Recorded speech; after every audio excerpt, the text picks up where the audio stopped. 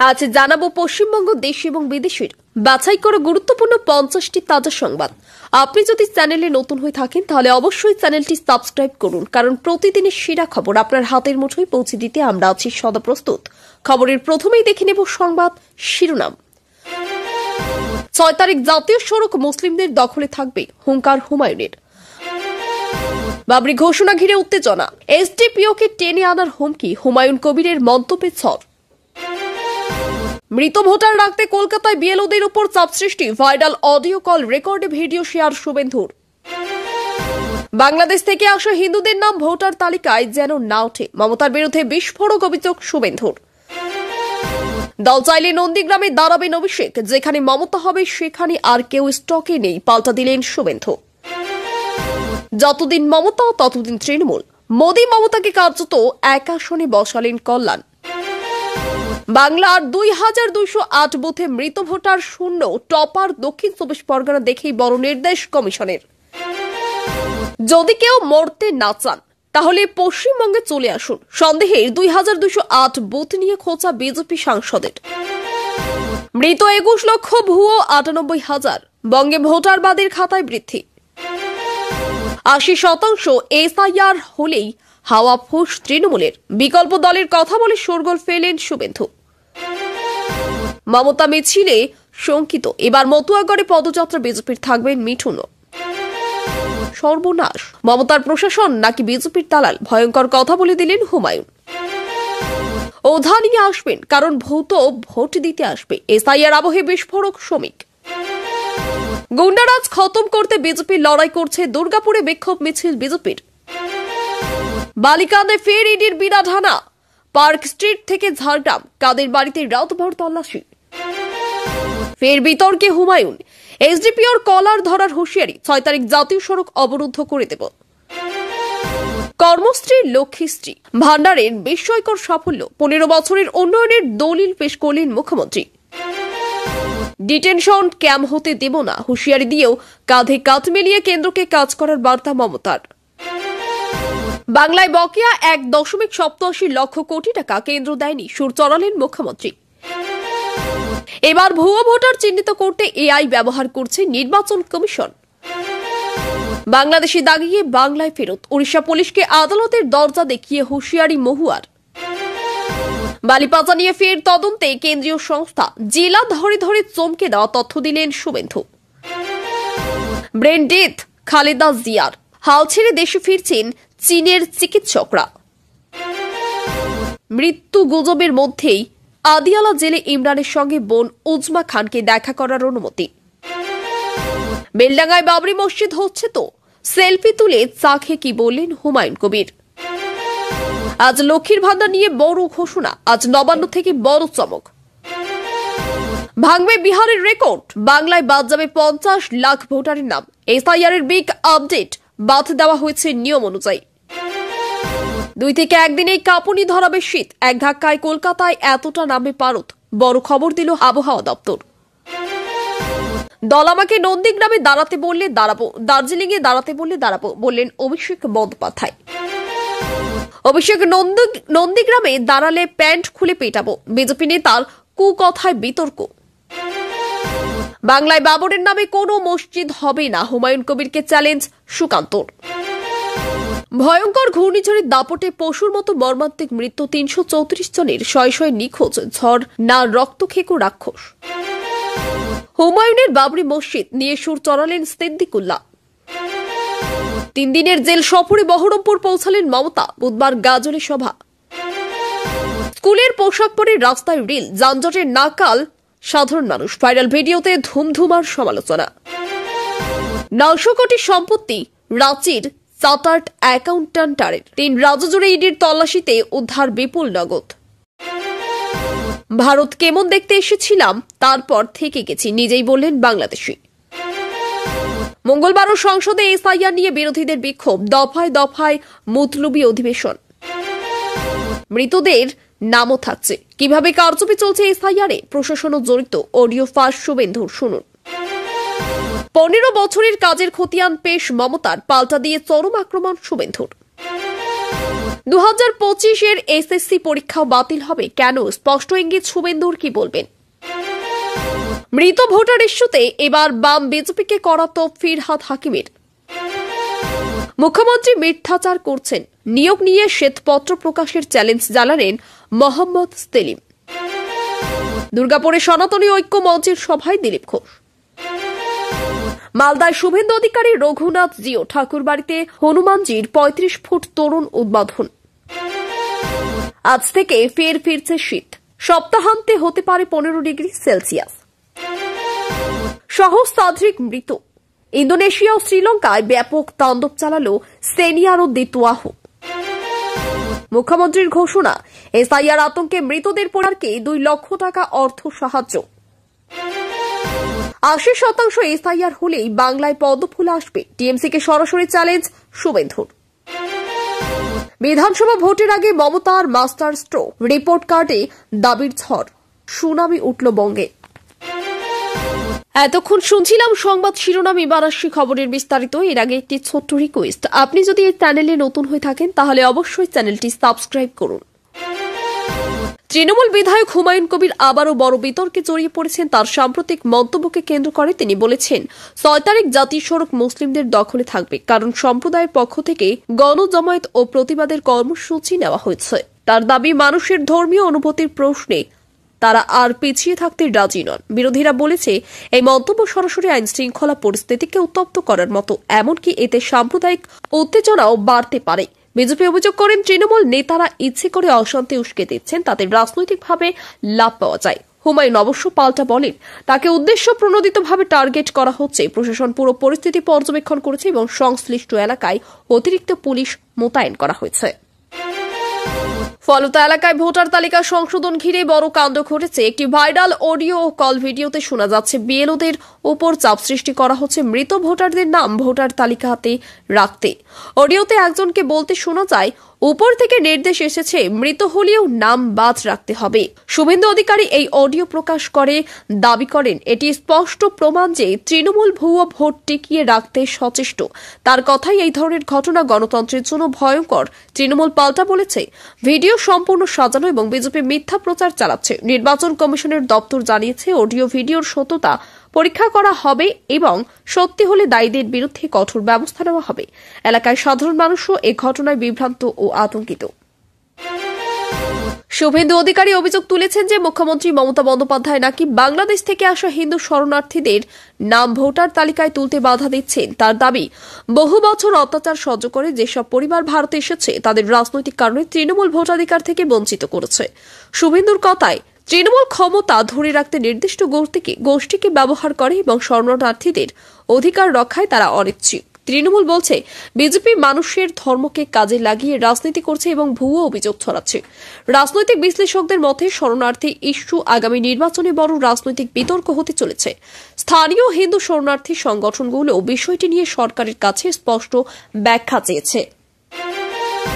নন্দীগ্রামে অভিষেক বন্দ্যোপাধ্যায় প্রার্থী হতে পারেন, এই সম্ভাবনাকে ঘিরে তীব্র জল্পনার মাঝে শুভেন্দু অধিকারী সরাসরি মন্তব্য করেন, দল চাইলে উনি দাঁড়াতে পারেন, তাতে আমার কিছু যায় আসে না। কিন্তু যেখানে মমতা ব্যানার্জি হেরে গেছেন সেখানে আর কেউ স্টকে নেই। তার মতে, নন্দীগ্রামের মানুষ তৃণমূলের প্রকৃত চেহারা বুঝে গেছে এবং সেখানে আবার ভোটে দাঁড়ালেও অভিষেকের জেতার সুযোগ নেই। এই মন্তব্য রাজনৈতিক মহলে তীব্র আন্দোলন তৈরি হয়েছে। তৃণমূল বলছে, এগুলো বিজেপির মন গড়া গল্প এবং অভিষেক কোথায় দাঁড়াবেন তা দলের কোর কমিটি ঠিক করবে। অন্যদিকে শুভেন্দুর শিবির মনে করেছে, নন্দীগ্রাম আবারও রাজনীতির কেন্দ্রবিন্দু হতে চলেছে এবং বিজেপির শক্ত ঘাঁটি বজায় থাকবে। তৃণমূল সাংসদ কল্যাণ বন্দ্যোপাধ্যায় মন্তব্য করেছেন, যতদিন মমতা ততদিন তৃণমূল, যা দলীয় মহলে এবং বিরোধীদের মধ্যে আলোচনার ঝড় তুলেছে।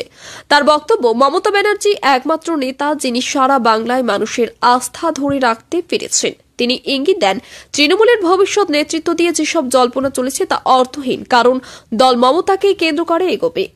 অনেকেই বলছেন, দলের অভ্যন্তরীণ চাপ কমাতে এবং নেতৃত্ব নিয়ে বিভ্রান্তি দূর করতে কল্যাণের এই বার্তা দিয়েছেন। আবার বিজেপি বলছে, তৃণমূল এখন পুরোপুরি পরিবার নির্ভর ও ব্যক্তি নির্ভর দলে পরিণত হয়েছে এবং তার প্রমাণই এই ধরনের মন্তব্য। সিপিএম এর মতে, তৃণমূলের অভ্যন্তরে স্পষ্ট দ্বন্দ্ব তৈরি হয়েছে বলেই এই ধরনের মন্তব্য বারবার উঠে আসে।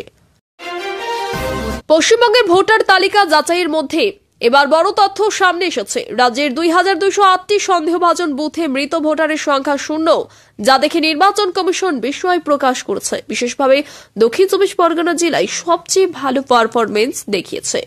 কমিশন মনে করেছে এই তথ্য প্রমাণ করে যে সব বুথেই ভুয়ো ভোট কেন্দ্র বলে দাবি করা ঠিক নয়। তারা নির্দেশ দিয়েছে যেসব এলাকায় তথ্য সঠিক পাওয়া গেছে সেখানে পরবর্তী পর্যায়ে এসআইআর প্রক্রিয়া আরও দ্রুত করা হোক। কমিশনের এই অবস্থান এসআইআর বিতর্কে নতুন মাত্রা যোগ করেছে। বিজেপি সাংসদ ওই 2208 বুথের তথ্য নিয়ে তীব্র কটাক্ষ করেছেন। তিনি বলেছেন, যদি কেউ মরতে না চান তাহলে পশ্চিমবঙ্গে চলে আসুন। তার দাবি, যেখানে এতদিন ধরে মৃত লোকের নামে ভোট হয়েছে বলে অভিযোগ, সেখানে হঠাৎ মৃত ভোটারের সংখ্যা শূন্য হওয়া হাস্যকর। তার মতে এটি প্রশাসনের কারসাজি এবং প্রকৃত সংখ্যা গোপন রেখে তৃণমূলকে রক্ষা করার চেষ্টা। তিনি প্রশ্ন তুলেছেন, যদি সব ঠিক থাকে তাহলে এতদিন ধরে মানুষকে ভুল তথ্য দেওয়া হয়েছে কেন? বিজেপির এই ঘটনাকে এসআইআর প্রক্রিয়া নিয়ে তৃণমূল কমিশন আতাতের প্রমাণ হিসেবেও দেখছে। শুভেন্দু অধিকারী বলেছেন, যদি রাজ্যের 80% এসআইআর সঠিকভাবে করা হয় তাহলে তৃণমূলের ভিত্তি নড়ে যাবে। তার যদি তৃণমূলের প্রকৃত জনসমর্থন অনেকটাই ফাঁপা এবং ভোটার তালিকা ঠিক হলে নতুন রাজনৈতিক সমীকরণ দেখা যাবে। তিনি আরো বলেন, মানুষ বিকল্প রাজনৈতিক শক্তির কথা ভাবছে এবং আগামী নির্বাচনে তৃণমূলের জায়গা অন্য কেউ নিতে পারে। এই মন্তব্য রাজনৈতিক মহলে আলোচনা শুরু হয়েছে যে শুভেন্দু কি ইঙ্গিত করেছেন বিজেপি ছাড়াও নতুন সমীকরণ তৈরি হতে চলেছে। তৃণমূল অবশ্য বলেছে শুভেন্দু ভিত্তিহীন কথা বলছেন এবং মানুষ কোনো বিকল্পই চাইছে না। তৃণমূল বিধায়ক হুমায়ুন কবির আবারও বিতর্কে। এবার অভিযোগ, তিনি প্রকাশ্যে বলেছেন যে এসডিপিওর কলার ধরে শিক্ষা দেবেন যদি তার এলাকার নিরাপত্তা বা জনতার দাবি পূরণ না হয়। এর পাশাপাশি তিনি ঘোষণা করেন 6 তারিখ জাতীয় সড়ক অবরুদ্ধ করবেন। প্রশাসনিক মহলে এ নিয়ে উদ্বেগ বেড়েছে। বিরোধীরা বলেছে, একজন বিধায়কের মুখ থেকে এই ভাষা সম্পূর্ণ দায়িত্বহীন। এতে আইন শৃঙ্খলা পরিস্থিতি ভেঙে পড়ার আশঙ্কা থাকে। তৃণমূলের অন্দরেই এই বক্তব্য নিয়ে অস্বস্তি তৈরি হয়েছে বলে জানা যাচ্ছে। মুখ্যমন্ত্রী রাজ্যের কর্মশ্রী ও প্রকল্প ও লক্ষ্মীর ভাণ্ডারের সাফল্য তুলে ধরে একটি বড় উন্নয়ন প্রতিবেদন পেশ করেছেন। তার দাবি, গত 15 বছরে পশ্চিমবঙ্গের আর্থ সামাজিক উন্নয়নের প্রধান চালিকা শক্তি এই দুই প্রকল্পই। লক্ষ্মীর ভাণ্ডার নারীদের আর্থিক নিরাপত্তা দিয়েছে এবং কর্মশ্রী প্রকল্প বহু পরিবারকে স্থায়ী আয়ের পথ দেখিয়েছে। মুখ্যমন্ত্রী বলেন, বিরোধীরা যতই সমালোচনা করুক, মানুষের আস্থা এই প্রকল্পগুলিকেই ঘিরে। রাজনৈতিক বিশেষজ্ঞের মতে আসন্ন নির্বাচনের আগে এই সাফল্যে তুলে ধরে সরকারের গ্রহণযোগ্যতা বাড়ানোর চেষ্টা করছে তৃণমূল। মুখ্যমন্ত্রী মমতা বন্দ্যোপাধ্যায়ের সাম্প্রতিক পদযাত্রা ও মতুয়া সমাজকে কেন্দ্র করে তার রাজনৈতিক সক্রিয়তায় বিজেপি বেশ উদ্বিগ্ন। তাই এবার মতুয়াগড়ে পাল্টা শক্তি দেখাতে বিজেপিও বড় পদযাত্রা আয়োজন করেছে, যেখানে উপস্থিত থাকবেন অভিনেতা ও বিজেপি নেতা মিঠুন চক্রবর্তী। বিজেপির দাবি, মমতার পদযাত্রা মতুয়াদের বিভ্রান্ত করার উদ্দেশ্যে, আর তারা প্রকৃত সমস্যায় মতুয়াদের পাশে থাকবে। রাজনৈতিক বিশ্লেষকদের মতে আসন্ন নির্বাচনে মতুয়া ভোট একটি বড় ফ্যাক্টর এবং দুই দলই এখন এই ভোট ব্যাংক ধরে রাখতে মরিয়া হয়ে উঠেছে। এসআইআর বিতর্ক নিয়ে শ্রমিক ভট্টাচার্য আবারও তোপ দাগালেন তৃণমূলের দিকে। তিনি কটাক্ষ করে বলেন, ভোটের দিনে একজন ওঝা ডেকে রাখবেন, কারণ ভূত ভোট দিতে আসতে পারে। তার বক্তব্য, রাজ্যে ভুয়ো নাম, মৃত ভোটার ও অজানা পরিচয়ের হাজারো ভোটার দীর্ঘদিন ধরে তালিকায় রয়েছে। তৃণমূল সরকার সেগুলি ইচ্ছে করে বাদ দিচ্ছে না। তিনি দাবি করেন, এসআইআর প্রক্রিয়া সঠিকভাবে হলে তৃণমূলের আসল শক্তি প্রকাশ পেয়ে যাবে এবং ভোটের ফলাফল পুরো পাল্টে যাবে। তার মন্তব্যে রাজনৈতিক মহলে নতুন বিতর্ক শুরু হয়েছে। বালিকাণ্ডে আবারও বড়সড় পদক্ষেপ নিল ইডি। রাতভর পার্ক স্ট্রিট থেকে ঝাড়গ্রাম পর্যন্ত অত্যন্ত কয়েকজন প্রভাবশালী ব্যবসায়ী ও রাজনৈতিক ব্যক্তির বাড়িতে তল্লাশি চালানো হয়েছে। অভিযোগ, বেআইনিভাবে বালি উত্তোলন করে বিপুল পরিমাণ টাকা চোরাচালান করা হচ্ছিল, আর এই টাকা স্রোত রাজনীতির বিভিন্ন স্তরে পৌঁছাত।